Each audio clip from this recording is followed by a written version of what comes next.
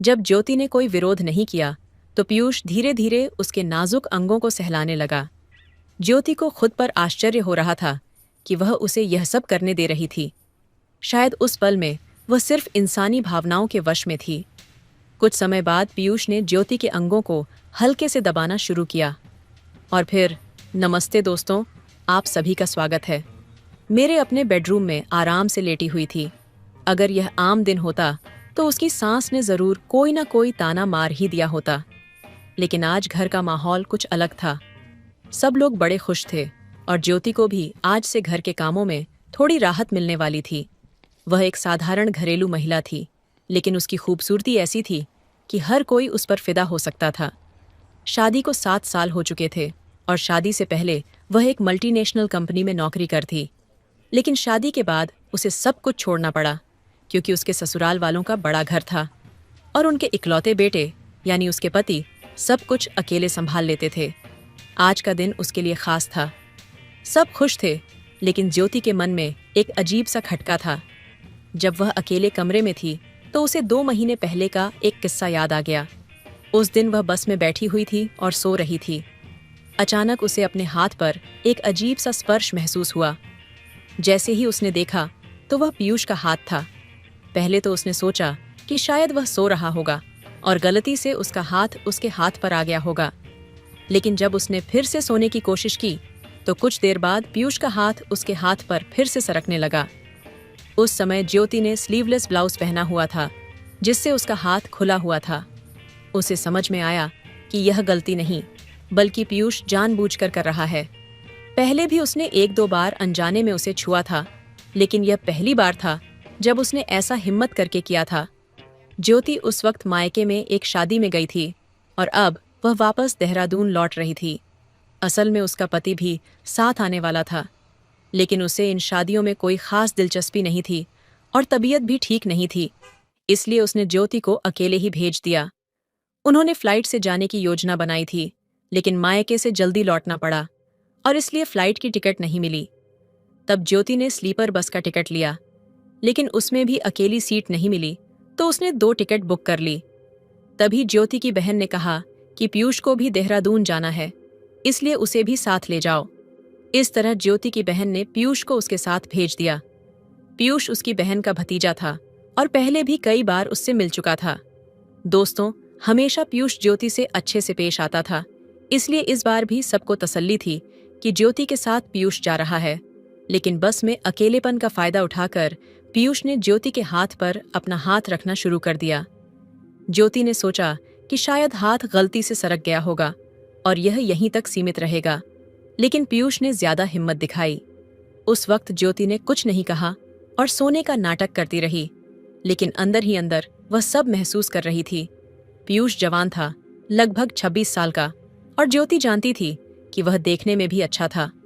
ज्योति भी अपनी खूबसूरती से वाकिफ थी। उसे पता था कि पीयूष उस पर आकर्षित था। वह हमेशा उसे अलग नजरों से देखता था, शायद इसलिए कि ज्योति का शरीर अभी भी कसा हुआ और आकर्षक दिखता था। हालांकि ज्योति अब मिडिल उम्र की हो चुकी थी, लेकिन उसकी फिटनेस और फिगर का असर अब भी लोगों पर पड़ता था।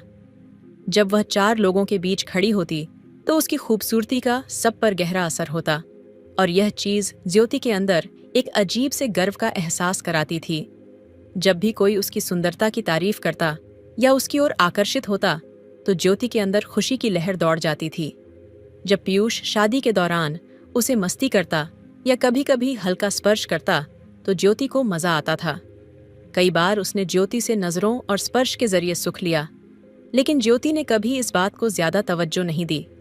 शादी के घर की भीड़भाड़ में पीयूष कभी उसके कंधों से हल्का स्पर्श कर लेता तो कभी उसकी नाजुक जगहों को छूने की कोशिश करता। कभी अनजाने में तो कभी जानबूझकर उसका हाथ ज्योति के शरीर से टकरा ही जाता और वह उसे झटक देती थी। दोस्तों, कल ही की बात है। शादी में ज्योति कमरे में कपड़े बदल रही थी। दरवाजा बस हल्का सा बंद किया हुआ था। तभी अचानक पीयूष अंदर आ गया। उस समय ज्योति साड़ी पहन रही थी। पीयूष के अंदर आने पर ज्योति एकदम घबरा गई। उसे एक पल के लिए समझ ही नहीं आया कि क्या करें। वह बिना पल्लू लिए ही खड़ी रह गई और पीयूष को देखती रही। तब पीयूष की नज़र भी उसके शरीर के उन हिस्सों पर थी जिन्हें देखकर वह अंदर ही अंदर आनंदित हो रहा था। जब ज्योति को एहसास हुआ कि पीयूष कहाँ देख रहा है, तब उसने जल्दी से पल्लू ओढ़ लिया। पीयूष ने सॉरी कहा और कमरे से बाहर चला गया। उसके बाद दोनों ने इस बात को यूं ही भूल जाने का नाटक किया। अचानक अगले दिन ज्योति को देहरादून वापस जाना पड़ा और उसकी बहन के कहने पर पीयूष को भी साथ ले लिया। ज्योति को भी पीयूष के साथ देहरादून जाने में कोई ऐतराज नहीं था, क्योंकि बस के सफर में उसके साथ देने के लिए कोई चाहिए था, इसलिए दोनों साथ में चल पड़े। उन्हें बस में ऊपर की बर्थ मिली थी। शादी की भागदौड़ से थकी हुई ज्योति और पीयूष बस पर लेट गए। एक दूसरे से थोड़ा सा फासला बनाकर ज्योति खिड़की की तरफ थी, जबकि पीयूष बाहर की तरफ लेटा था। जब बस को चलते चलते 4-5 घंटे बीत गए, तब सभी लाइटें बंद हो गईं। अब बस बाहर से आने वाली रोशनी की हल्की फुल्की किरणें ही अंदर आ रही थीं। खिड़की से आती रोशनी से ज्योति को नींद नहीं आ रही थी, तो उसने खिड़की के पर्दे खींचने की कोशिश की, लेकिन एक पर्दा अटक गया था। तब पीयूष ने अपने हाथ से पर्दे को खींचने में मदद की। तब उसका हाथ ज्योति के कंधे से हल्के से छू गया। न जाने क्यों उस हल्के स्पर्श ने ज्योति को कुछ अलग सा महसूस कराया। पीयूष ने आखिरकार पर्दा बंद कर दिया, और चूंकि अंदर ठंड भी ज्यादा थी, ज्योति ने पीयूष से अपनी बैग से ओढ़नी निकालने को कहा। तब पीयूष ने कहा, ओढ़नी क्यों? बस में डरने के लिए कंबल है ना। इस पर ज्योति बोली, नहीं, मुझे बस वाले के कंबल से अजीब सा लगता है। तब पीयूष ने बैग से ओढ़नी निकालने के लिए बैग खोला और गलती से ज्योति की इनरवियर बाहर आ गई। इस पर ज्योति ने हंसते हुए उसे जल्दी से छिपा लिया और पीयूष भी हंसने लगा। फिर उसने जल्दी से बैग से ओढ़नी निकाली। थोड़ी देर बाद गपशप करते हुए ज्योति को नींद आ गई, लेकिन कुछ देर बाद अचानक उसकी नींद खुल गई और उसे महसूस हुआ कि पीयूष उसके बदन पर धीरे धीरे हाथ फेर रहा है। तब ज्योति ने कोई हलचल नहीं की और सोने का नाटक करती रही। ऐसे ही पीयूष का हौसला बढ़ता गया और अब वह ज्योति के हाथ को हल्के से दबाने लगा। कुछ देर बाद उसने अपना हाथ वापस खींच लिया। इस बीच बस एक शांत माहौल में चल रही थी। ज्योति को ऐसा लगा कि शायद अब पीयूष बोर हो गया है, लेकिन तभी उसने महसूस किया कि उसकी ओढ़नी के नीचे पीयूष का हाथ सरक रहा है। वह शायद यह सोच रहा था कि ज्योति गहरी नींद में है, इसलिए उसकी हिम्मत और बढ़ गई थी। ज्योति को अब उसकी बेधड़क हरकतों पर हैरानी हो रही थी, लेकिन उसने फिर भी कुछ नहीं कहा और चुपचाप लेटी रही। फिर पीयूष ने उसकी ओढ़नी हटाकर धीरे से अपना हाथ उसके पेट पर रख दिया और धीरे धीरे उसकी नाभ के पास घुमाने लगा। थोड़ी ही देर में उसकी हिम्मत और बढ़ गई और उसने अपना हाथ और आगे बढ़ाकर ज्योति के नाजुक हिस्सों को छुआ। वह बिना किसी झिझक के अब उसके गाल को सहला रहा था। ज्योति हैरान रह गई थी। कुछ करने का मन हुआ, लेकिन फिर भी उसने उसे नहीं रोका। शायद उस वक्त उसे भी उसका स्पर्श अच्छा लगने लगा था, इसीलिए उसने कुछ समय रुककर उसकी प्रतिक्रिया का इंतजार किया। दोस्तों, जब ज्योति ने कोई विरोध नहीं किया, तो पीयूष धीरे धीरे उसके नाजुक अंगों को सहलाने लगा। ज्योति को खुद पर आश्चर्य हो रहा था कि वह उसे यह सब करने दे रही थी। शायद उस पल में वह सिर्फ इंसानी भावनाओं के वश में थी। कुछ समय बाद पीयूष ने ज्योति के अंगों को हल्के से दबाना शुरू किया और फिर ज्योति अजीब सी भावनाओं में खोने लगी। यह स्पर्श ज्योति को बेहद परिचित लग रहा था और उसने समझ लिया था कि उसका शरीर भी उसके स्पर्श के लिए तैयार हो चुका है। यही वजह थी कि उसने उसे रोकने की कोशिश नहीं की। उसकी हरकतें इतनी धीमी और संयमित थीं, जैसे कोई खूबसूरत संगीत जो आपके होश उड़ा दे। पीयूष के इस स्पर्श में ज्योति खुद को भूलने लगी। वह भूल गई कि घर पर उसका बीमार पति उसका राह देख रहा है। वह भूल गई कि वह किसी की पत्नी है। उस समय वह बस एक औरत थी जिसे किसी के सहवास की जरूरत महसूस हो रही थी। शायद पीयूष भी सोच रहा था कि ज्योति गहरी नींद में है, या शायद वह जानता था कि ज्योति सब जानकर भी अनजान बनी हुई है। इन दोनों ही स्थितियों ने उसे और आगे बढ़ने का हौसला दिया। इसलिए अब पीयूष ने अपना हाथ ज्योति के ब्लाउज के बटन पर रखा और उसे खोलने की कोशिश करने लगा। सलीके से उसने अपनी उंगलियां अंदर सरकाई और धीरे धीरे ब्लाउज का बटन खोल दिया। अब पीयूष की सारी उंगलियां उसके भीतर थीं और उसका यह कदम ज्योति को अच्छा लगने लगा था। जैसे ही उसकी उंगलियां अंदर गईं, ज्योति की ओर से हल्की सी आवाज निकल गई। फिर उसकी उस प्रतिक्रिया से पीयूष को हरी झंडी मिल गई थी। उसने ज्योति को पीछे से कसकर पकड़ लिया और उनके शरीर एक दूसरे से सट गए। पीयूष की इस हरकत से ज्योति के शरीर में एक अजीब सा रोमांच महसूस होने लगा और वह और भी बेधड़क होकर उसके शरीर को छूने लगा। ज्योति पूरी तरह उत्तेजित हो चुकी थी। अंधेरे में वे दोनों अपनी ही दुनिया में थे और किसी को उनके बारे में पता चलने का कोई डर नहीं था। ज्योति को अंदर ही अंदर यह लगने लगा कि अब उसे और आगे बढ़ना चाहिए, क्योंकि उनके बीच अब तक केवल स्पर्श का संवाद चल रहा था। दोस्तों, ज्योति के इस रवैये को देखकर पीयूष ने शायद उसकी मंशा भांप ली थी। उसने धीरे से उसके बालों को हटाया और उसके खुले ब्लाउज की पीठ पर हाथ फिराने लगा। ज्योति अब खुद को पीयूष के हाथों में सौंप चुकी थी। तभी अचानक बस रुक गई और ड्राइवर ने ऐलान किया कि बस खाने के लिए सिर्फ 15 मिनट के लिए रुकेगी। तब पीयूष फटाफट अलग हो गया और ज्योति भी जल्दी से अपने कपड़े ठीक कर लिए। पीयूष थोड़ा शर्माया और बोला, सॉरी, चलो कुछ खा आते हैं। तब ज्योति ने उसे पास खींचा और उसके कान में कहा, क्यों खाना में पेट नहीं भरा? क्या होटल का खाना पसंद नहीं आया?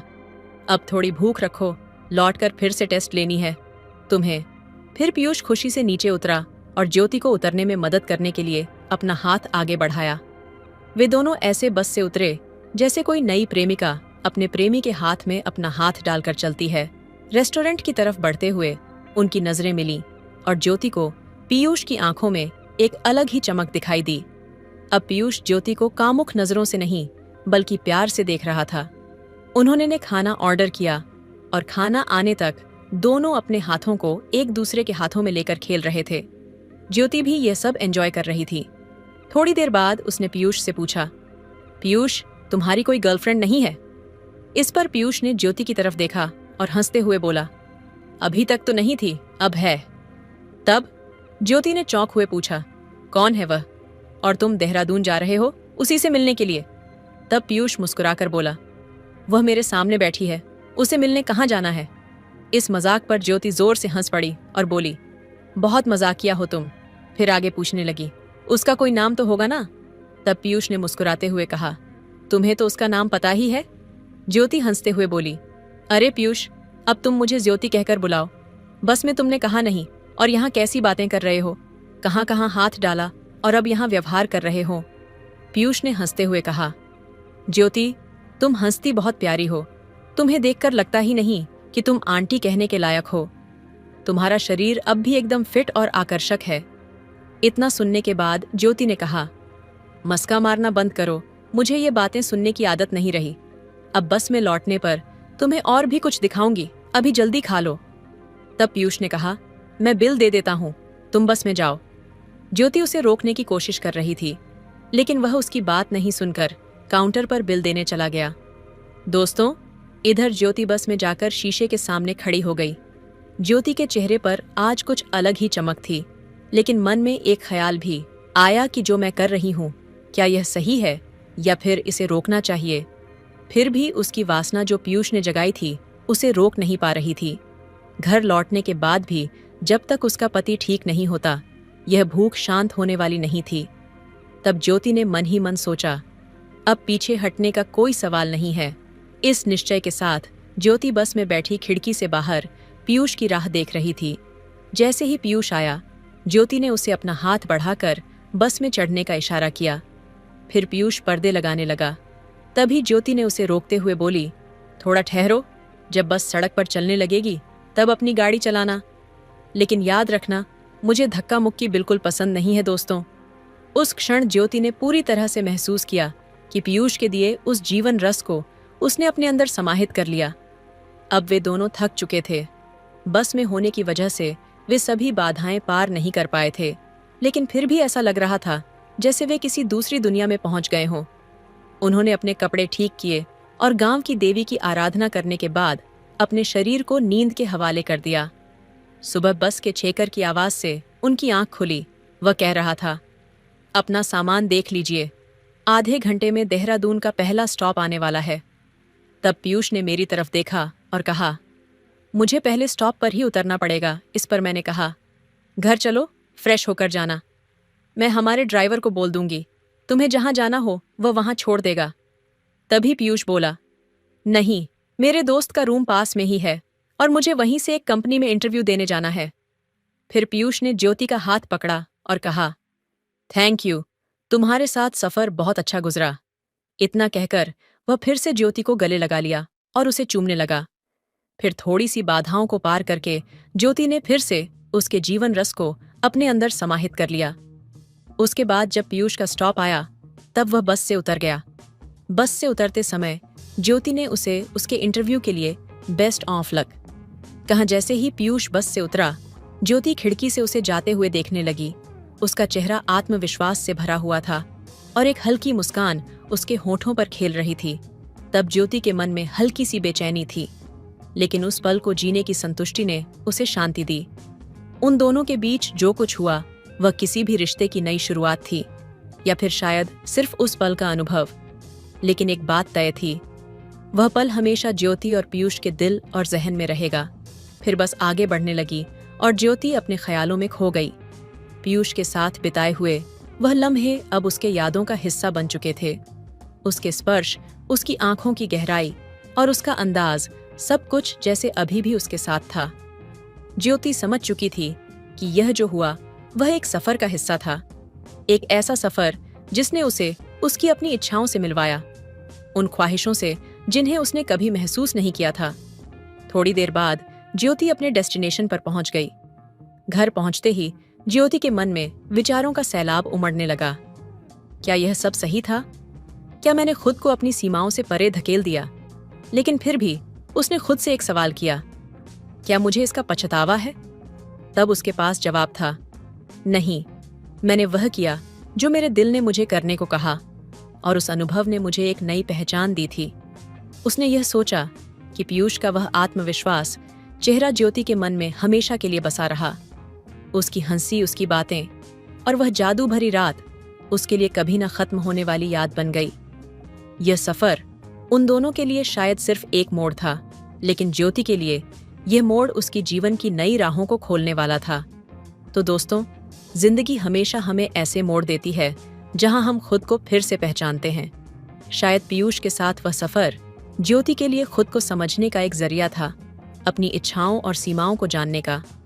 और अब यह सफर खत्म हो चुका था, लेकिन इसकी छाप हमेशा ज्योति के साथ रहेगी। इन सब के बाद ज्योति ने एक गहरी सांस ली और उस सफर की मधुर यादों को अपने दिल में संजोते हुए अपने जीवन की नई राह पर आगे बढ़ने के लिए तैयार हो गई। निर्देश हर सफर जरूरी नहीं है कि किसी मंजिल पर जाकर खत्म हो। कुछ सफर हमें सिर्फ खुद से मिलवाने के लिए होते हैं, और यही उस अनुभव की खूबसूरती थी जिसने पीयूष और ज्योति को खुद से रूबरू कराया। तो दोस्तों, यह थी आज की हमारी छोटी सी कहानी। कहानी कैसा लगा कमेंट में जरूर बताएं, और चैनल में पहली बार आए हैं तो चैनल को भी सब्सक्राइब करें। आगे ऐसे रोमांचक कहानियां सुनने के लिए चैनल को सब्सक्राइब करें। फिर मिलते हैं एक नई स्टोरी में। धन्यवाद। दोस्तों, एक सावित्री नाम की महिला होती है जिसकी उम्र लगभग 45 साल के करीब थी।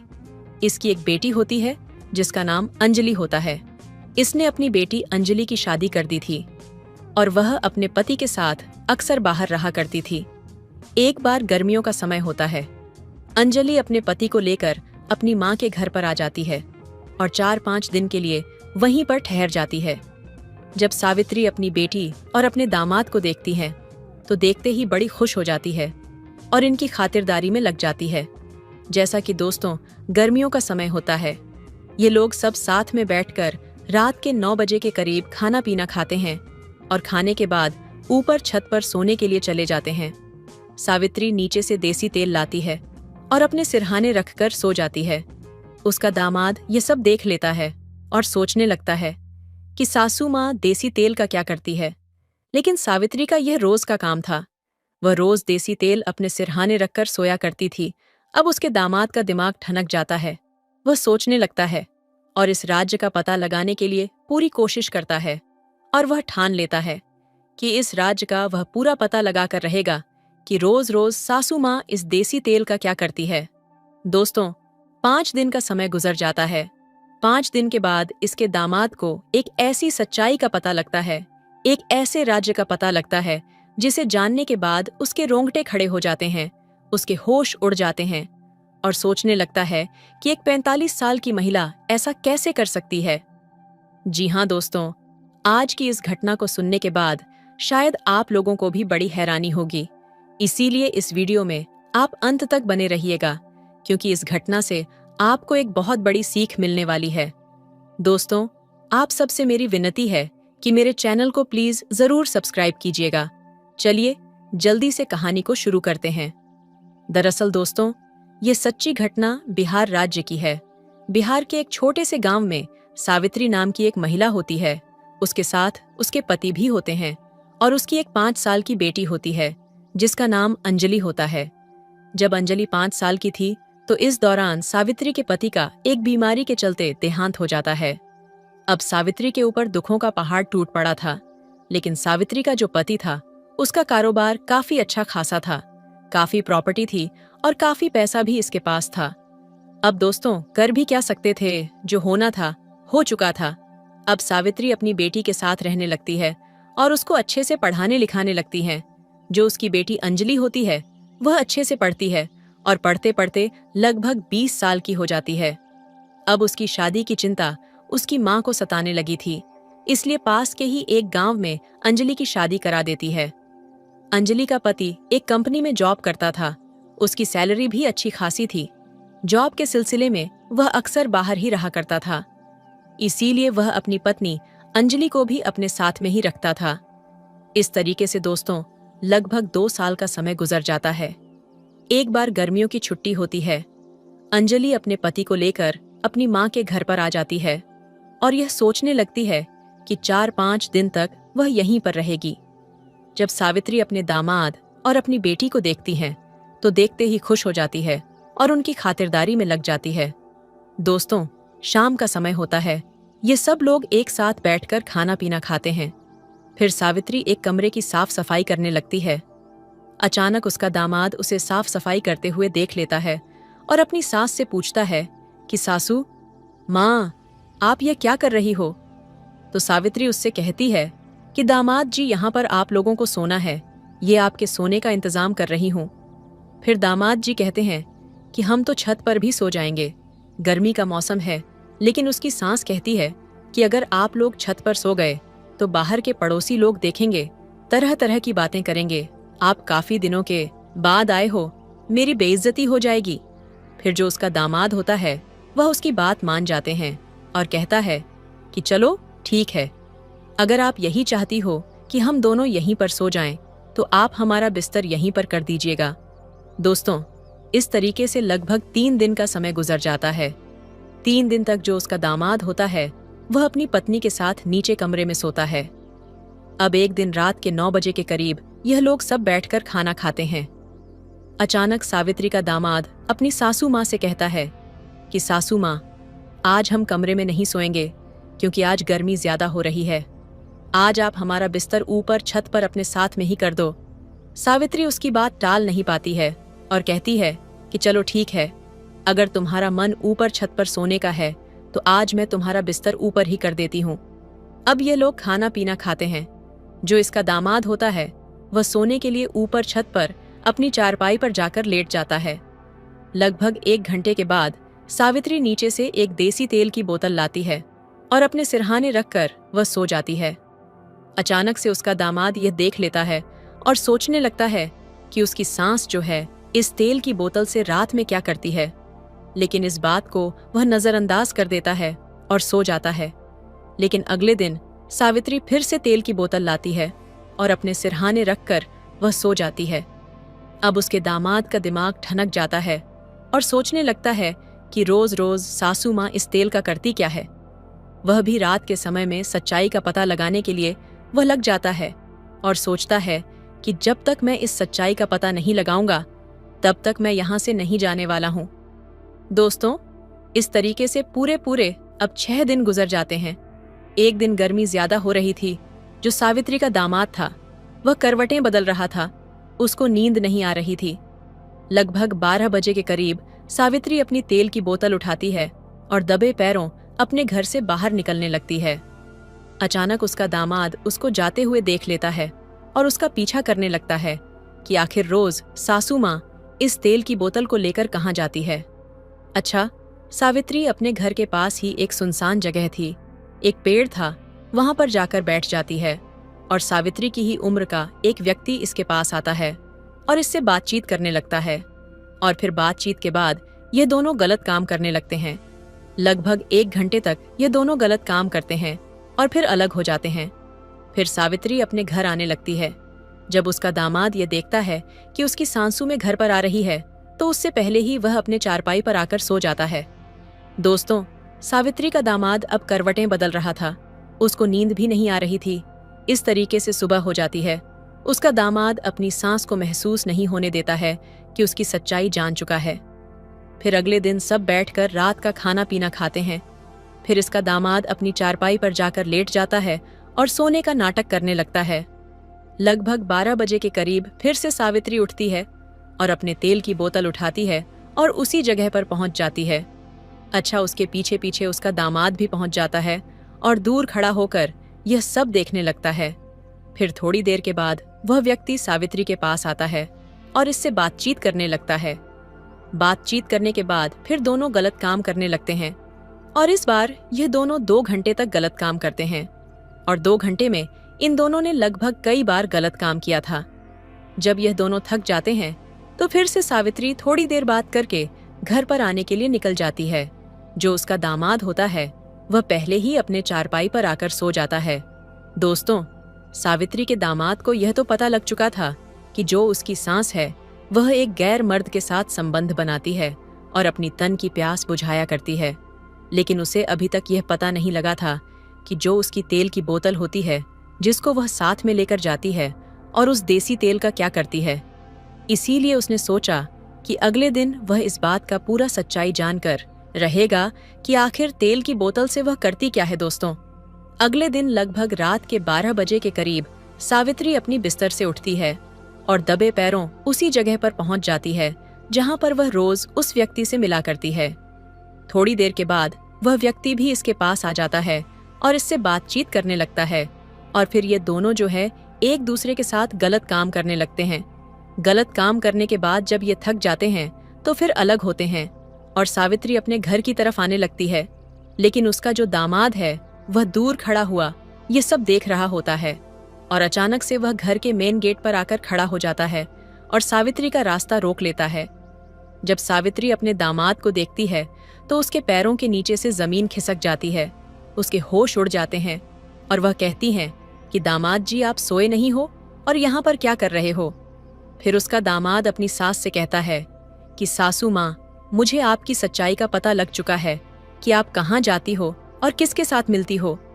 जब उसके सास ये बात सुनती है तो दंग रह जाती है और उससे कहती है कि बेटा, यह बात तुम किसी को मत बताना, नहीं तो मेरी बदनामी हो जाएगी। फिर उसका दामाद उससे कहता है कि चलो, यह बात तो ठीक है कि आप किसी से मिलती हो, संबंध बनाती हो, यहाँ तक तो समझ में आता है, लेकिन यह जो देसी तेल की बोतल आप अपने साथ लेकर जाती हो, इसका राज क्या है, इसकी सच्चाई क्या है, इसकी सच्चाई आज मुझे जाननी है। फिर सावित्री अपने दामाद से कहती है कि दामाद जी, आप तो जानते हो, जब अंजलि 5 साल की थी तो उस समय मेरे पति यानी कि तुम्हारे ससुर का एक बीमारी के चलते देहांत हो चुका था। हमारे पास पैसे की कोई कमी नहीं थी, इसीलिए मैंने अंजलि का एक स्कूल में एडमिशन करवा दिया और वह पढ़ाई लिखाई करने लगी। लेकिन मैं तो अकेली हो चुकी थी, मुझे अकेलापन महसूस होने लगा था, इसलिए मैंने इस व्यक्ति का सहारा लिया और ये व्यक्ति मेरा प्रेमी बन गया। इस व्यक्ति ने मेरी बहुत मदद की है, मेरे सुख दुख में काम आया है, इसलिए इसको मैं छोड़ना नहीं चाहती हूँ। जब आप यहाँ पर नहीं आए थे तो इसको मैं अपने घर पर रोज रात में बुलाया करती थी, लेकिन जब आप यहाँ पर आ गए तो मैंने सोचा कि अब घर में मिलना संभव नहीं है, इसलिए मैंने इसको बाहर बुलाना शुरू कर दिया। फिर जो उसका दामाद होता है वह अपनी सास से कहते हैं कि सासू माँ, यहाँ तक तो सब ठीक है, लेकिन इस तेल की सच्चाई क्या है, इसके बारे में आप मुझे बताइए। तो फिर सावित्री उससे कहती है कि बेटा देखो, अभी हम लोगों की उम्र ज्यादा हो चुकी है, ये जो तेल है ये सरसों का तेल है, मैं इसको इसलिए साथ लेकर जाती हूँ, जो मेरा प्रेमी होता है वह इससे काफी लगाव रखता है और वह इसको अपने प्राइवेट पार्ट पर लगता है। प्राइवेट पार्ट पर लगाने के बाद उसको काफी उत्तेजना होती है और काफी लंबे समय तक वह मेरे साथ संबंध बनाता है, इसीलिए यह देसी तेल रोज मैं उसके लिए लेकर जाती हूँ। फिर सावित्री अपने दामाद से कहती है कि बेटा, तुम ये बात अंजलि से बिल्कुल मत बताना, नहीं तो उसके दिल पर ठेस पहुंचेगी। फिर उसका दामाद कहता है कि मैं ये बात किसी को नहीं बताऊंगा, लेकिन इतना भी है कि मैं यहाँ पर अब कभी आऊंगा भी नहीं। फिर उसका दामाद अपने बिस्तर पर जाकर सो जाता है और जब सुबह होती है नाश्ता पानी करता है और अपनी पत्नी अंजलि से कहता है कि चलो अभी हमें अपने घर पर चलना है। फिर अंजलि उससे कहती है कि आखिर बात क्या है, लेकिन वह कुछ बताता नहीं है और उससे कहता है कि बस अपना सामान उठाओ और यहाँ से हम दोनों को अभी चलना है। फिर यह दोनों अपना सामान उठाते हैं और तुरंत ही वहां से निकल जाते हैं। दोस्तों, इस कहानी को सुनाने का हमारा मकसद आप लोगों को परेशान करना या आपका दिल दुखाना नहीं है, सिर्फ आप लोगों को सचेत और जागरूक करना है कि हमारे समाज में इस तरह के अपराध हो रहे हैं। इसलिए दोस्तों, इस तरह के अपराध रोकने के लिए आप हमेशा बढ़ चढ़ करके हिस्सा लें। दोस्तों, मिलेंगे फिर एक नई वीडियो में। आप अपना और अपनों का ख्याल रखें। धन्यवाद। रोज रोज के मुताबिक आज भी मैं खाना लेने चाची के घर गया था। जब मैं घर पहुंचा तो चाची नाइटी पहनकर सोफे पर बैठी हुई थी। मैंने चाची से खाना पैक करने को कहा। वह कहने लगी, खाना थोड़ी देर में लेकर जाना, पहले तुम जरा मेरे पैर दबा दो। मैंने कहा, चाची ये आप क्या कह रही हैं? वह कहने लगी, फिक्र मत करो, यहाँ कोई नहीं है, कोई तुम्हें कुछ नहीं कहेगा। मैं घर पर बिल्कुल अकेली हूँ और बस तू है। तुम्हारे चाचा तो दुकान पर हैं। मैं वहीं पर बैठकर उनके पैर दबाने लगा। पैर दबाते वक्त मेरी नजरें नीचे थीं। अचानक चाची बोली, अच्छा एक बात बताओ अनुज, क्या तुम्हारी कोई सहेली है? मैंने कहा, सहेली? मैं समझा नहीं। चाची आप क्या कहना चाहती हैं? वे कहने लगी, अरे बुद्धू, मेरा मतलब है कि कोई गर्लफ्रेंड है या नहीं। मैंने कहा, चाची कैसी बात करती हो, मैं उस टाइप का लड़का नहीं हूं, और वैसे भी ये गर्लफ्रेंड का मामला तो अमीर लोगों का होता है।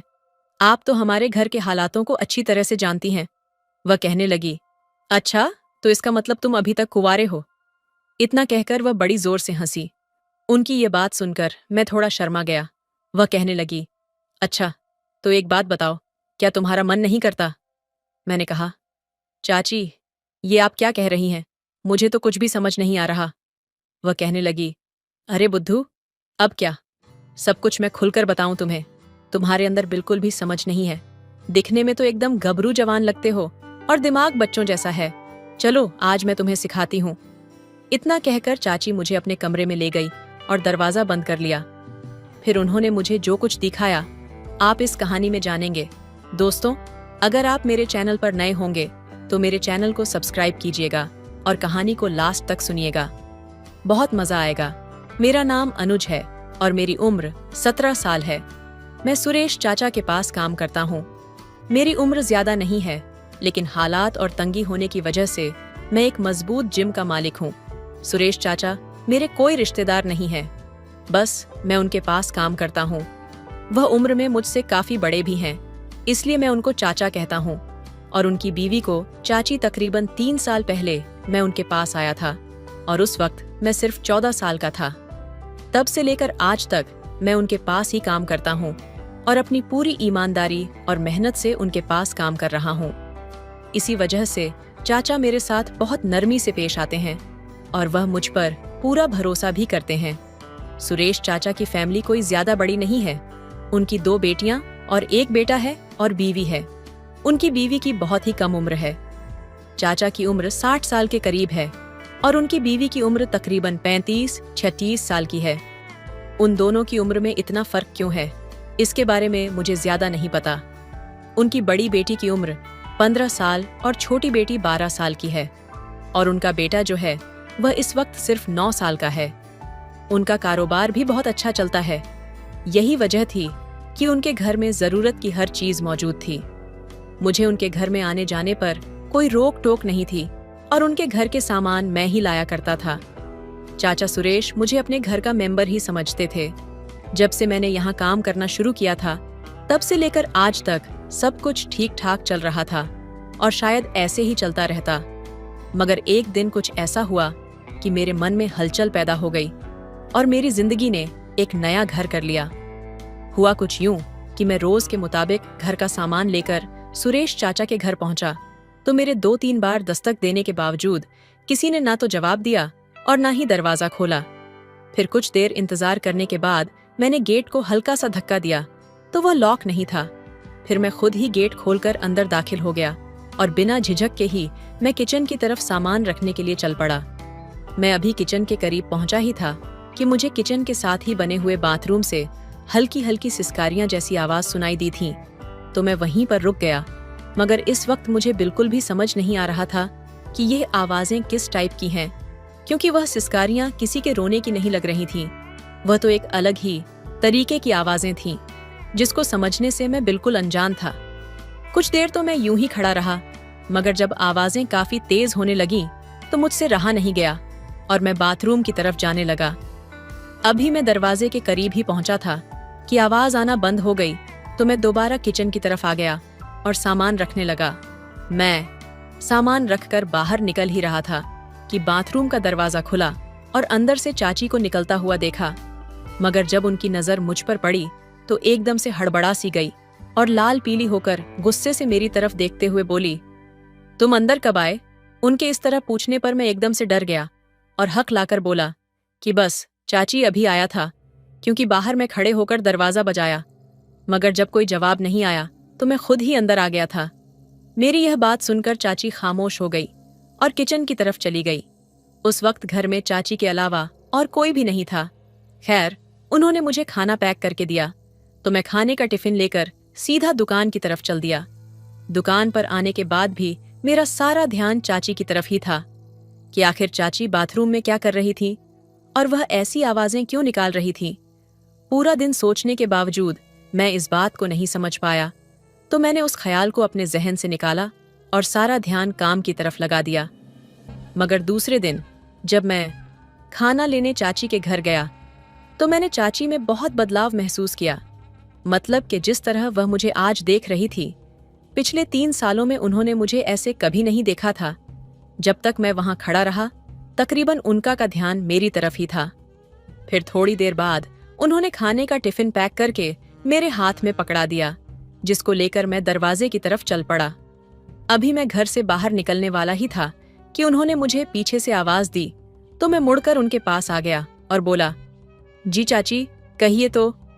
उन्होंने मुस्कुराकर मेरी तरफ देखा और मुझे गले से लगा लिया। उनके अचानक से ऐसा करने पर तो मैं एकदम से हैरान और परेशान हो गया था। फिर कुछ लम्हों बाद वह अलग हो गई और मुझसे कहने लगी, अनुज, तुम तो अब बड़े हो गए हो और कितने खूबसूरत भी लगते हो। चलो अब तुम जाओ, मगर ये बात अपने चाचा या किसी और को मत बताना। तो मैंने ना में सर हिलाया और उनके घर से निकल गया, मगर पूरे रास्ते में यही सोचता रहा कि आखिर आज चाची को हुआ क्या था। और यही सोचते सोचते मैं दुकान पर पहुंच गया। अब मेरा काम में बिल्कुल भी दिल नहीं लग रहा था, मगर इस बात को सोचकर मैं अपने अंदर एक अजीब सा महसूस कर रहा था और अंदर ही अंदर मुस्कुराने लगता। अगले दिन संडे था और चाचा संडे को दुकान बंद रखते थे, जिस वजह से सारा दिन मैं अपने घर पर ही रहा। दूसरे दिन सुबह जब मैं दुकान पर गया तो मेरे पहुंचते ही चाचा मुझसे कहने लगे कि तुम्हारी चाची को घर का कुछ सामान मंगवाना है, इसलिए तुम अभी घर चले जाओ।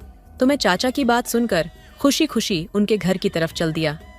घर पहुंचकर मैंने दरवाजा खटखटाया तो चाची ने ही दरवाजा खोला, क्योंकि उनके बच्चे स्कूल पढ़ने गए हुए थे। उस वक्त चाची घर में बिल्कुल अकेली होती थी। फिर उन्होंने मुझे देखा तो अंदर आने को कहा, तो मैं अंदर दाखिल हो गया। तो वह दरवाजा बंद करती हुई कमरे की तरफ चली गई, मगर मैं दरवाजे में ही खड़ा रहा तो उन्होंने मुझे आवाज दी और कहने लगी, अनुज, वहां क्यों खड़े हो, अंदर कमरे में आ जाओ ना। उनके कहने पर मैं भी कमरे में दाखिल हो गया। पहले तो वह मेरी तरफ देखकर मुस्कुराई और फिर कहने लगी, तुम बैठो, मैं अभी आई। और यह कहकर वह कमरे से बाहर चली गई। तो मैं सोफे पर बैठकर उनके आने का इंतजार करने लगा। फिर जब वह अंदर आई तो उनके हाथ में चाय के 2 कप थे। फिर एक कप उन्होंने मेरी तरफ बढ़ा दिया तो मैंने बोला, चाची, इसकी क्या जरूरत थी? तो उन्होंने मुस्कुराकर मेरी तरफ देखा और कहने लगी, पी लो, सुबह का वक्त है और वैसे भी अभी तुमको बहुत मेहनत वाला काम करना है उनकी। यह बात सुनकर मैं सोच में पड़ गया कि आखिर ऐसा कौन सा काम हो सकता है। फिर हम दोनों चाय पीने लगे तो चाय पीते पीते चाची मुझसे कहने लगी कि उस दिन वाली बात तुमने किसी को बताई तो नहीं।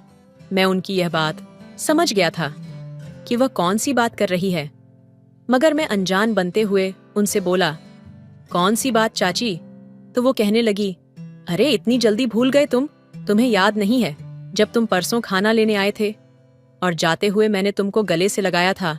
तो मैं बोला, जी चाची याद है, मगर यह बात मैं किसी को भला क्यों बताता, और वैसे भी यह बात तो मुझे याद भी नहीं थी।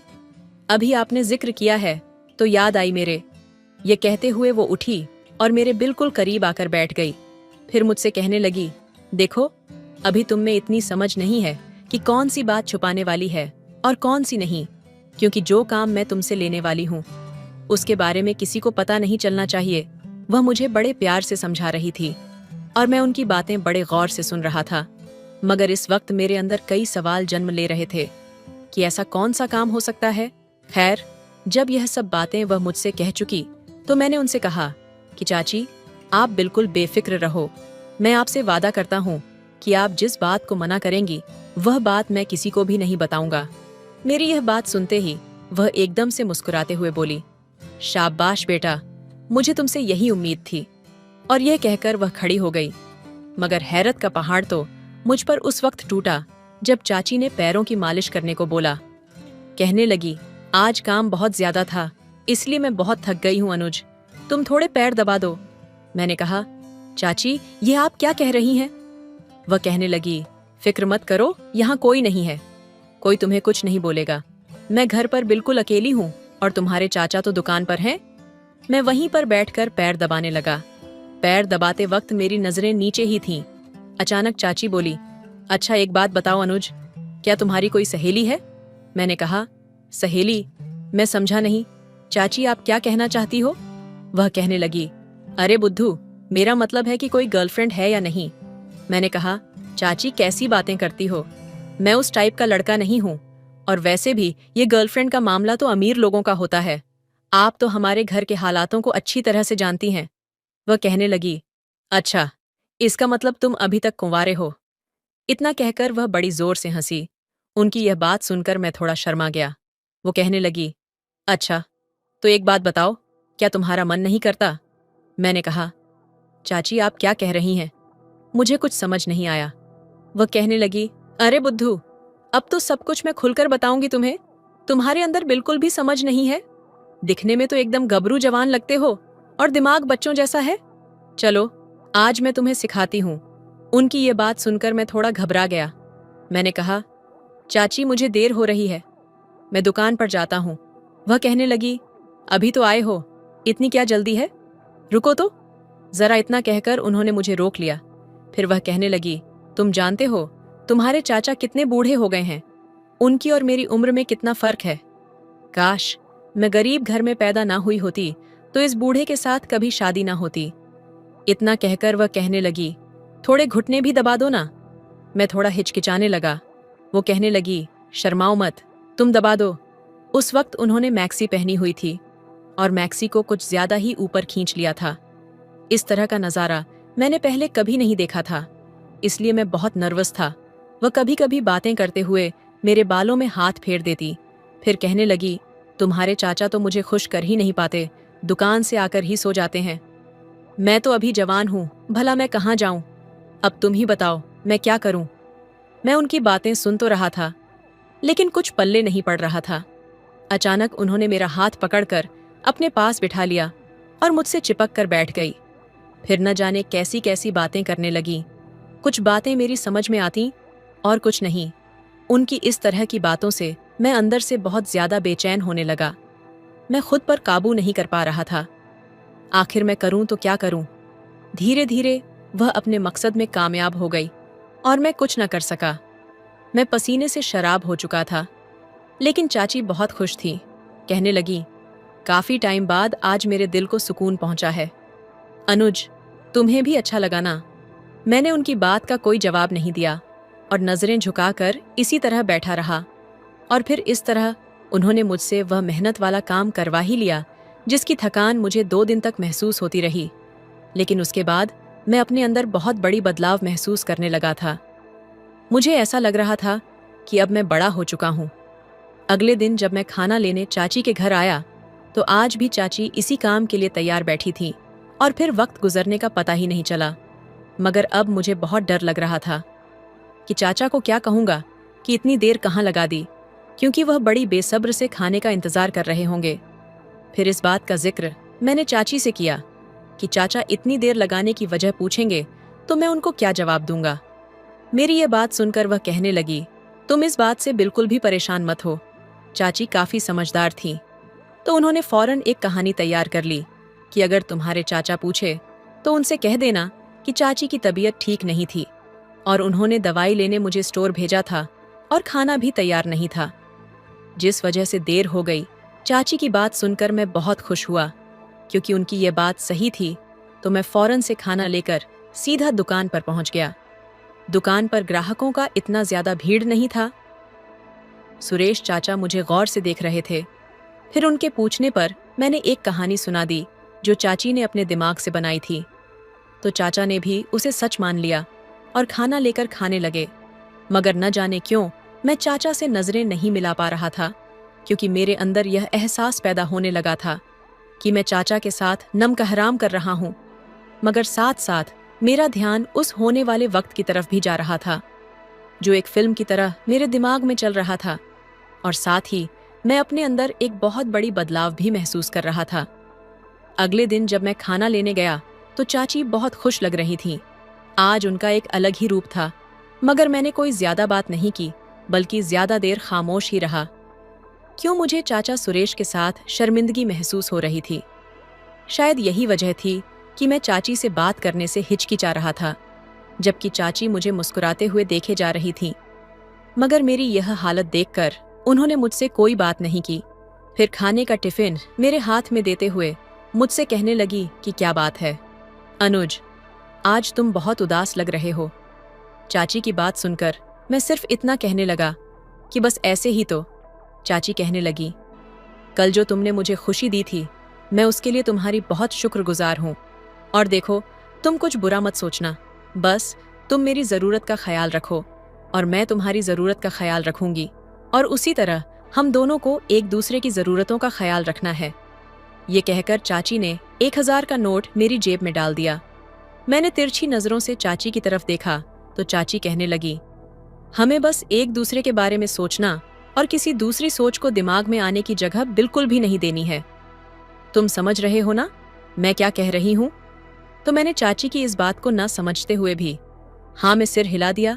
तो वह दोबारा मुझसे मुखातिब होते हुए कहने लगी, मैं जानती हूँ कि तुम इतने खामोश क्यों हो, क्योंकि तुम अपने बुढ़े चाचा की तरफ देख रहे हो, जो कि मेरे किसी काम का नहीं है। उसका एक पैर कीचड़ में है और दूसरा पैर केले के छिलके पर कब फिसल जाए पता नहीं। उसके चक्कर में मैं अपनी जवानी क्यों खराब करूं? मैं एक जवान हसीन औरत हूं और वह बुढ़ा कब से पैर लटकाए हुए बैठा है। इसलिए उसके बारे में ज्यादा मत सोचो। मुझे लगा चाची वाकई मेरे दिल तक पहुंच गई है। इस बात का बखूबी अंदाजा हो चुका है कि मैं चाचा सुरेश से बड़ी शर्मिंदा हूं।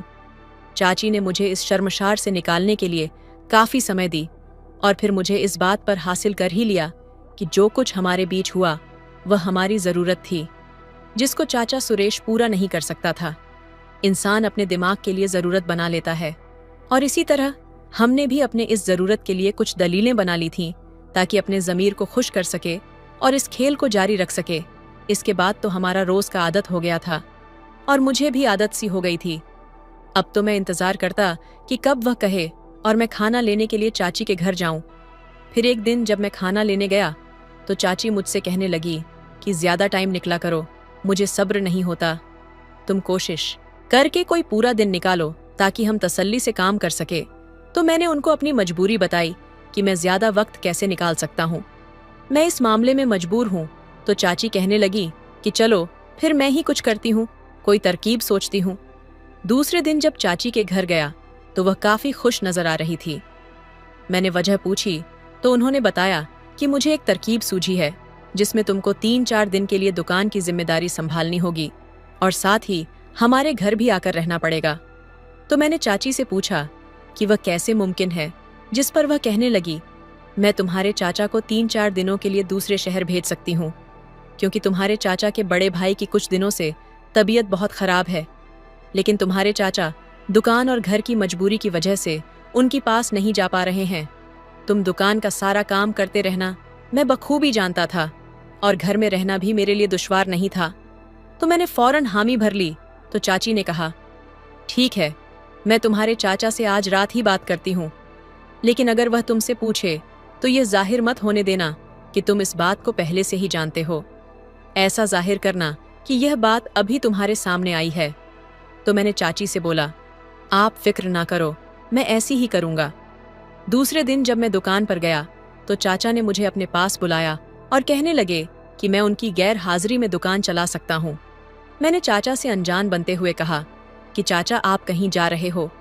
तो वह बोले, हाँ, मैं 2-4 दिन के लिए दूसरे शहर जा रहा हूँ।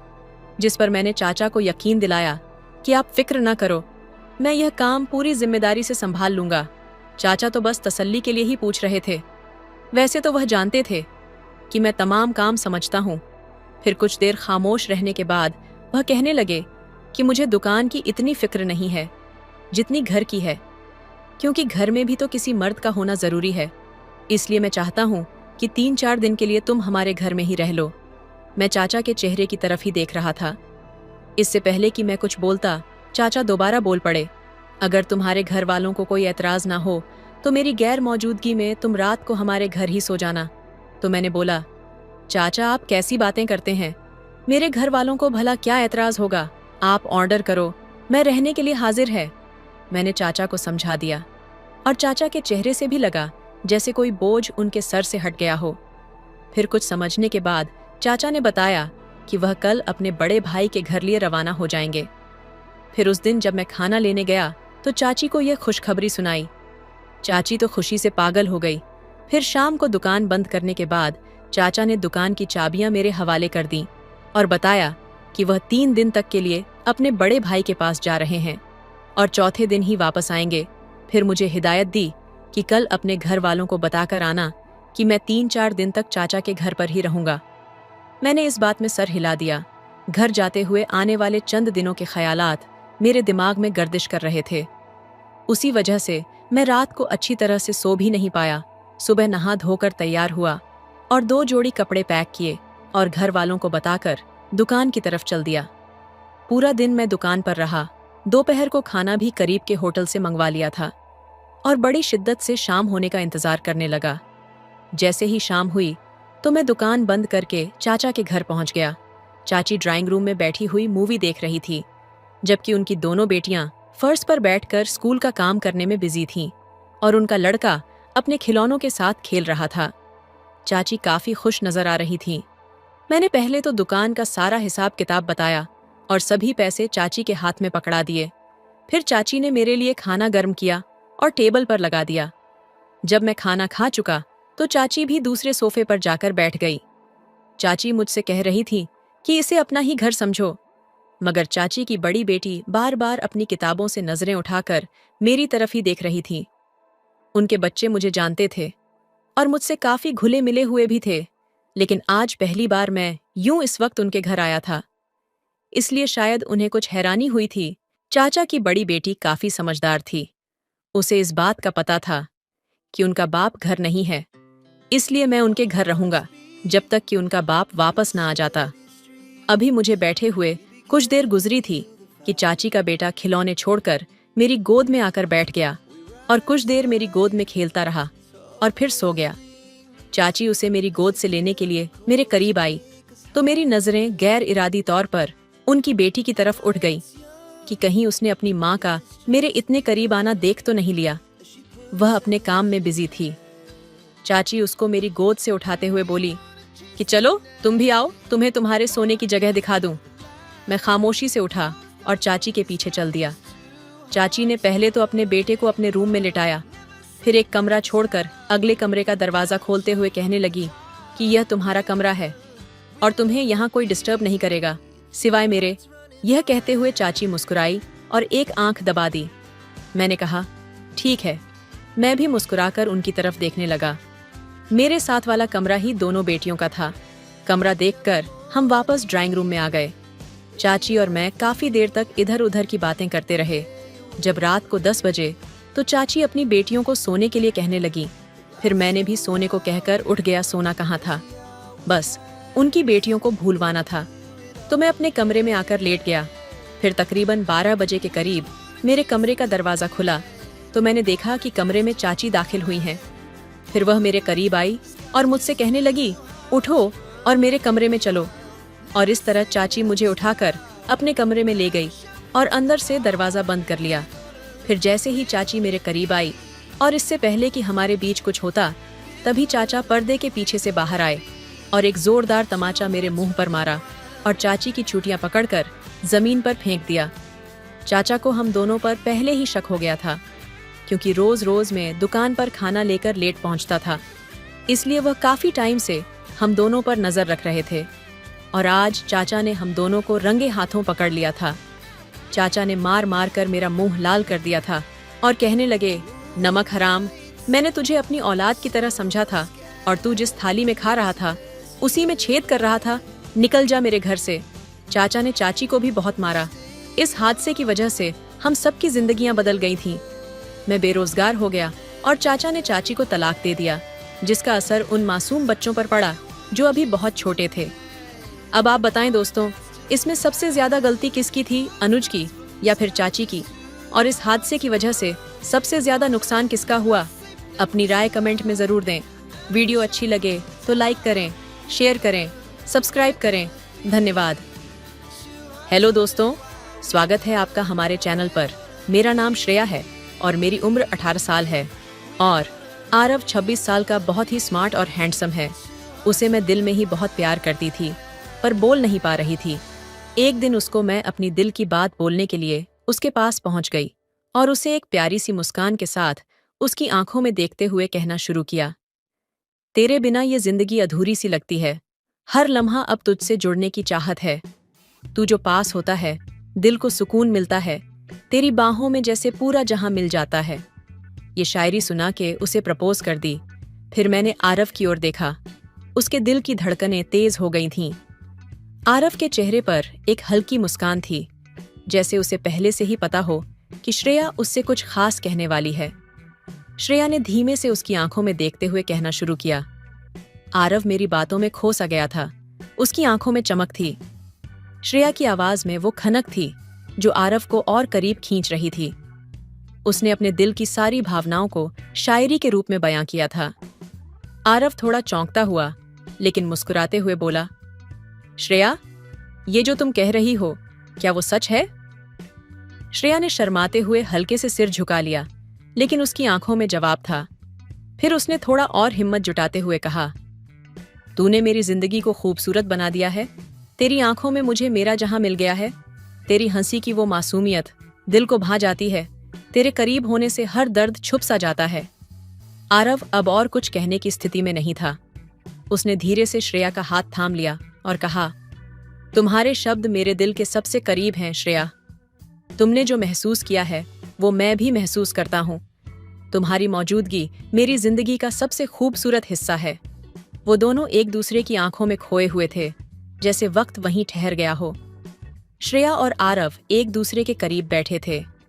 दोनों की आंखों में वो अनकही बातें थीं जो शायद शब्दों में बयां नहीं हो सकती। आरव ने धीरे से श्रेया का हाथ अपने हाथ में लेते हुए कहा, श्रेया, तुमने जो महसूस किया वही मैं भी महसूस करता हूँ। मेरे दिल के हर कोने में तुम्हारा नाम लिखा है। श्रेया की आंखें भर आईं। उसने नर्म आवाज में कहा, आरव, तुम्हें पाकर ऐसा लगता है जैसे मेरी अधूरी जिंदगी पूरी हो गई है। तुम्हारे साथ बिताया हर पल मुझे खुद के करीब ले आता है और तुम्हारे बिना हर चीज अधूरी लगती है।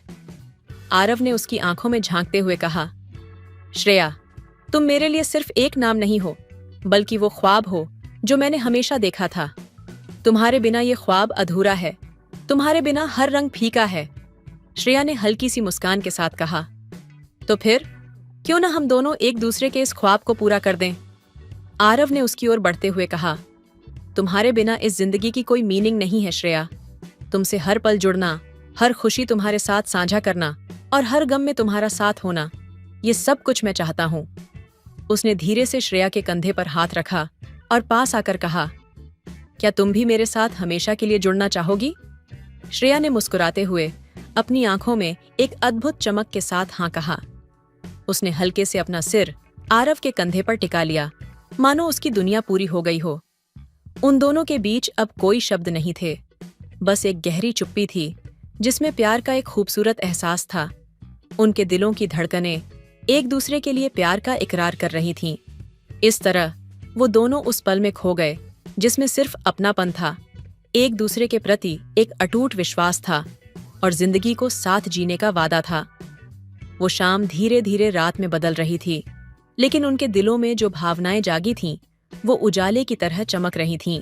आसमान में तारे टिमटिमा रहे थे, मानो उनके मिलन का गवाह बनना चाहते हों। आरव ने श्रेया को अपने पास खींचा और उसके चेहरे को अपने हाथों में थाम लिया। उसकी आंखों में एक गहरी ममता, एक अटूट अपनापन और सच्चे प्यार की झलक थी। आरव ने धीमे से कहा, श्रेया, मैंने कभी सोचा नहीं था कि मेरे दिल के इतने करीब कोई आ पाएगा। तुम्हारे बिना जैसे मेरी रूह अधूरी थी।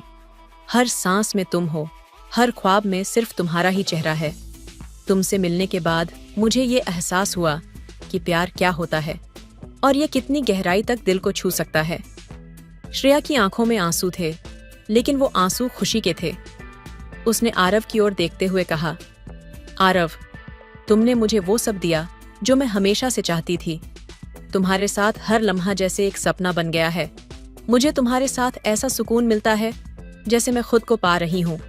आरव ने मुस्कुराते हुए उसके आंसुओं को पोंछा और उसकी आंखों में झांकते हुए कहा, श्रेया, इन आंसुओं में तुम्हारी वो सच्ची भावनाएं हैं जो तुम्हें और भी खूबसूरत बनाती हैं। तुमने मेरे दिल को वो छुआ है जहां तक कोई नहीं पहुंच पाया। मुझे तुम्हारी हर बात, हर खुशी, हर दुख अपने करीब लगता है। फिर दोनों ने खामोशी में एक दूसरे को बाहों में भर लिया। उस आलिंगन में ऐसा अपनापन और गर्माहट थी जैसे समय वहीं ठहर गया हो। श्रेया ने अपनी आंखें बंद कर लीं और आरव की बाहों में सिमटकर उसने महसूस किया कि यह वही प्यार है जिसकी उसे हमेशा तलाश थी। वो दोनों एक दूसरे की सांसों को महसूस कर रहे थे, मानो दो रूहें एक दूसरे में घुलती जा रही हों। आरव ने धीरे से उसके कानों में कहा, श्रेया, ये जिंदगी मैं सिर्फ तुम्हारे साथ बिताना चाहता हूँ। हर सुबह तुम्हारे साथ जागना, हर शाम तुम्हारे साथ बिताना और हर सपने को तुम्हारे साथ पूरा करना चाहता हूँ। क्या तुम भी मुझे अपनी पूरी जिंदगी दे सकती हो? श्रेया ने उसकी आंखों में प्यार भरी नजर से देखते हुए कहा, आरव, ये जिंदगी मेरी नहीं है, ये तो तुम्हारी है। तुम्हारे बिना मेरी जिंदगी का कोई मतलब नहीं। मैं तुम्हारी हूँ और हमेशा तुम्हारी रहूंगी। उनके बीच अब कोई शब्द नहीं थे, सिर्फ एक अटूट प्यार था, एक ऐसा रिश्ता जो दोनों के दिलों में जड़ें जमा चुका था। उस रात तारे उनके प्यार की गवाही दे रहे थे और चांद उनकी खुशियों पर मुस्कुरा रहा था। उस रात का खूबसूरत आलम दोनों के दिलों में बस चुका था। आरव और श्रेया अपने अपने ख्यालों में खोए हुए एक दूसरे के और करीब आ चुके थे। मगर प्यार जितना गहरा था, उतनी ही उसमें एक नाजुकता भी थी, एक ऐसा एहसास जो उनके दिलों के करीब था लेकिन अनकहा था। अचानक दूर कहीं से एक धीमा मधुर गाना बजने लगा। वो गाना मानो उनके दिलों की धड़कनों के साथ ताल मिला रहा था। गाने के बोल थे, तेरे बिना जिंदगी से कोई शिकवा तो नहीं, तेरे बिना जिंदगी भी, लेकिन जिंदगी तो नहीं। उस गाने ने दोनों के दिलों को जैसे छू लिया। एक तरफ प्यार की गहराई थी और दूसरी तरफ एक अदृश्य डर भी था। श्रेया के चेहरे पर मुस्कान थी, लेकिन उसकी आंखों में हल्की बेचैनी भी थी, जैसे उसे कुछ खोने का डर हो। आरव ने उसकी इस झिझक को महसूस कर लिया और उसके हाथ को अपने हाथों में थाम लिया। आरव ने धीरे से पूछा, श्रेया, क्या हुआ? तुम्हारी आंखों में कोई अनकहा सवाल है? क्या मुझसे कुछ छुपा रही हो? श्रेया ने थोड़ी देर खामोशी में उसके हाथों को महसूस किया, फिर एक गहरी सांस लेते हुए कहा, आरव, मुझे कभी कभी ये डर लगता है कि ये सब एक सपना ही तो नहीं। मैं तुम्हारे बिना खुद को अधूरा महसूस करती हूँ, लेकिन जिंदगी इतनी आसान नहीं होती। हमारे बीच उम्र का ये फासला, क्या ये हमारे रिश्ते में कभी कोई बाधा बनेगा? आरव ने उसकी आंखों में झांकते हुए गंभीरता से कहा, श्रेया, प्यार में उम्र, समाज या किसी और चीज की कोई अहमियत नहीं होती। हमारा रिश्ता दिलों का है और ये हर बाधा से ऊपर है। मैं तुम्हें कभी खोने नहीं दूंगा। लेकिन श्रेया के मन में अनजानी उलझनें अब भी बाकी थीं। उसने धीमे से कहा, लेकिन आरव, समाज की सोच, हमारी अलग अलग जिम्मेदारियां, क्या हम इन सब का सामना कर पाएंगे? आरव ने उसकी चिंता को समझते हुए उसे और करीब खींचा और उसके चेहरे को अपने हाथों में लेकर कहा, श्रेया, मैं जानता हूं कि ये राह आसान नहीं होगी, लेकिन मैं हर मुश्किल में तुम्हारे साथ खड़ा रहूंगा। चाहे लोग कुछ भी कहें, मुझे बस तुम्हारी परवाह है। तुम मेरी हो और हमेशा मेरी रहोगी। ये रिश्ता हमारा है और इसे हमें निभाना है। उनके बीच एक गहरी खामोशी थी, लेकिन इस बार उस खामोशी में एक समझ, एक वादा और अपने रिश्ते की मजबूती थी। बाहर मौसम बदल रहा था, जैसे बारिश की बूंदें उनकी भावनाओं को छूकर उनकी सच्चाई का इम्तिहान लेने आई हों। बारिश की हल्की बूंदें उन दोनों पर गिर रही थीं और दोनों ने एक दूसरे को थामे रहने का वादा कर लिया था। बरसात की वो पहली बूंद तेरे साथ इस जिंदगी का एहसास बनकर आई है। तेरे बिना ये सफर अधूरा था, पर अब जैसे ये सफर मुकम्मल है। उस रात बारिश की हर बूंद उनके रिश्ते की मजबूती और अपनेपन का गवाह बन रही थी और दोनों ने एक दूसरे के बिना ना जीने का एक नया इरादा कर लिया था। बारिश की बूंदें जैसे जैसे तेज होती जा रही थीं, आरव और श्रेया उस पल में खोए हुए थे। उनके बीच जो वादा था वो हर बूंद के साथ और गहराता जा रहा था। उनकी आंखों में अनगिनत ख्वाब थे और दिलों में अनगिनत एहसास। बारिश ने जैसे उनकी भावनाओं को और भी निखार दिया था। आरव ने श्रेया के चेहरे को अपने करीब लाते हुए कहा, तेरे साथ हर लम्हा यूं गुजारना चाहता हूँ। तेरे हर दर्द को अपना बनाना चाहता हूँ।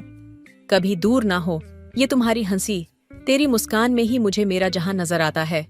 श्रेया की आंखों में आरव के शब्दों ने जैसे प्यार की एक और लहर जगा दी। उसने हल्की सी मुस्कान के साथ कहा, तुम हो मेरे हर ख्वाब का इकरार। तेरे बिना ये दिल भी है बेकरार। तेरी बाहों में ही है मुझे सुकून मिलता। तेरे बिना ये जिंदगी कुछ अधूरी सी लगती है। आरव ने उसका हाथ थामे रखा, जैसे अब कभी न छोड़ेगा। उसके दिल में एक ऐसा एहसास था जैसे वो इस प्यार को हर हाल में संभाल कर रखना चाहता था। लेकिन उसी पल श्रेया ने हल्की सी चिंता के साथ उसकी ओर देखा और बोली, आरव, मुझे कभी कभी डर लगता है। प्यार की ये राह जितनी खूबसूरत है उतनी ही जटिल भी है। आरव ने उसकी आंखों में झांकते हुए प्यार से कहा, जो हो साथ तेरा, हर मुश्किल आसान हो जाती है। तेरे बिना तो ये जिंदगी भी वीरान हो जाती है। चाहे जो भी हो, मैं तेरा साथ न छोड़ूंगा। तू मेरी धड़कन है, मैं तुझे हर कदम पर संभाल लूंगा। उनकी बातों में अब एक अनकही कस्में और वादे बंध रहे थे। उन दोनों ने एक दूसरे को भीगी हुई बारिश में थामे रखा। प्यार में मुश्किलें होंगी, ये हमें भी पता है, पर एक दूसरे का साथ रहेगा, ये हमारा वादा है। तेरी हर खुशी, हर दर्द में मैं शामिल रहूंगा। तेरी बाहों में ही इस जिंदगी का हर लम्हा जीऊंगा। बारिश की उन बूंदों में जैसे उनके प्यार की कस्में घुल गई थीं और दोनों ने एक दूसरे के साथ उस पल को अपनी जिंदगी का सबसे खूबसूरत पल बना दिया। आरव और श्रेया बारिश में भीगे हुए एक दूसरे को थामे खड़े थे। उनकी नजरों में गहरी मोहब्बत और दिल में एक अनकहा वादा था।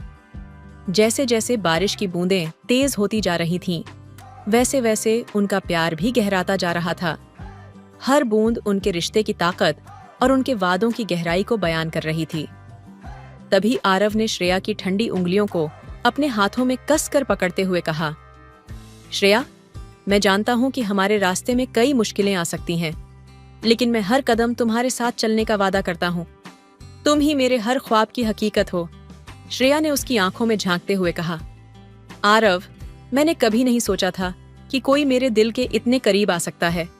तुम्हारे बिना हर चीज अधूरी लगती है। तुमसे बिछड़ने का ख्याल भी मुझे डराता है। आरव ने उसकी आंखों में गहराई से देखते हुए कहा, तेरे बिन ये जिंदगी अधूरी सी लगती है। हर लम्हा अब तुझसे जुड़ने की चाहत है। तू ही मेरा सुकून, तू ही मेरा सपना है। तेरी बाहों में जैसे पूरा जहां अपना है। श्रेया की आंखों में प्यार और आंसू दोनों एक साथ छलक आए। उसने धीरे से कहा, तुम्हारे साथ रहने का ख्वाब मेरे दिल में हर रोज सजता है, पर हमें समझना होगा कि ये राहें आसान नहीं हैं। हमारा समाज, हमारे परिवार, ये सब भी हमारे रिश्ते को स्वीकार करेंगे या नहीं। आरव ने उसकी बात काटते हुए कहा, मैं सिर्फ तुमसे वादा नहीं कर रहा श्रेया, मैं तुम्हें हर परिस्थिति में, हर मुश्किल में थामे रखने की कस्में खा रहा हूं। चाहे जो हो जाए, मैं तुम्हारे साथ खड़ा रहूंगा। श्रेया ने थोड़ी देर खामोशी में उसकी आंखों में झांका, फिर हल्की मुस्कान के साथ कहा, तुम मेरे हर दर्द की दवा हो। तुम्हारे बिना ये दिल खामोश है, तेरे संग हर गम भी आसान लगे, तेरे बिना ये जहां भी खाली है।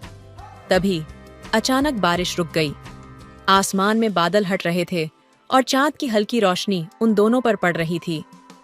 वो एक दूसरे के करीब खड़े पूरी दुनिया को भूल चुके थे। आरव ने धीरे से उसके माथे को चूमा और फुसफुसाते हुए कहा, श्रेया, हम इस चांद के जैसे रहेंगे। हर रात, चाहे कितनी भी अंधेरी क्यों ना हो, हमारे बीच ये रोशनी हमेशा बनी रहेगी। ये हमारा प्यार है जिसे कोई भी जुदा नहीं कर सकता। उस पल उन दोनों ने एक दूसरे को थामे रहकर उस रात को अपने प्यार की सबसे खूबसूरत याद बना दिया। दोनों के बीच जो वादे और अपनापन था, वह अब अनकहा था, लेकिन अमिट था। ये कहानी दो दिलों की गहरी मोहब्बत और एक दूसरे के लिए समर्पण की कहानी है। इसमें प्यार की वह खूबसूरत झलक है जिसमें दो लोग न केवल एक दूसरे का सहारा बनते हैं, बल्कि हर मुश्किल और बाधा के सामने खड़े रहने का वादा भी करते हैं। इस रिश्ते में अपनापन, ईमानदारी और मजबूती की मिसाल है।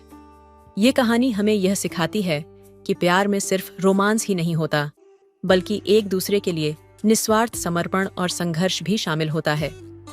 जब दो लोग सच्चाई और ईमानदारी से एक दूसरे के साथ होते हैं, तो वे हर मुश्किल का सामना कर सकते हैं। तो दोस्तों, आपको यह कहानी कैसी लगी, कमेंट करके हमें ज़रूर बताएं। और कहानी अच्छी लगे तो चैनल को सब्सक्राइब कीजिए। मिलते हैं अगली कहानी में। तब तक अपना ख्याल रखिए। धन्यवाद।